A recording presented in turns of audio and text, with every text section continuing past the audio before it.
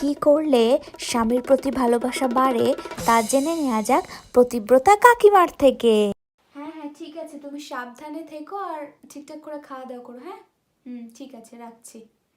রে তা কবে এলি? ভালো আছিস? জামাই টামাই সব ভালো আছে বাড়ি?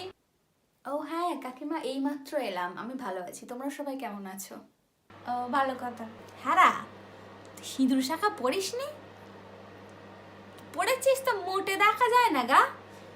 এই হলো আজকালকার দিনের মেয়েদের দোষ, কি সব হালের ফ্যাশন গা। ছি ছি ছি ছি ছি।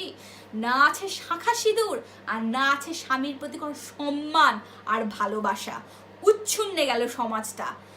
এখনকার মেয়েদের সিঁদুর কমেছে আর বেড়েছে কি স্বামীর প্রতি মুখে মুখে চোপা করার স্বভাব। ওরে হতো আমাদের সময় স্বামীর মুখে মুখে জবাব দেওয়া তো দূরের কথা, হ্যাঁ এই চোখ তুলে তাকানোর সাহস হতো না।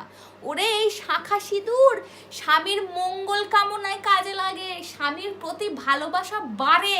ছি ছি ছি, সমাজটা উচ্ছন্নে গেল। কি গো, দুটো ভাত দেবে? খুব খিদে পেয়েছে। আর এই ভয়ে চাপ মানুষ আমার হাড় মাসে একেবারে কালি করে দিল গা। সারা দিনটা আমার রান্নাঘরে কেটে যায় এই মানুষের পিছনে, ওই রাবণের সংসার ঠেলতে চলে। খায়, উঠতে বসতে খায়, খায় আর খায়। সারাদিন মুখ ছাড়া তো আর কিছু চলে না, কুটনের দুটো করো না। এই বয়সে গতত্ব চলে না। খাওয়ার বেলায় তো বেশ ভালোই মুখ, তোমার মুখ কি করে বন্ধ করতে হয় আমার জানা। চলো বাড়ি চলো, দেখাচ্ছি আজকে।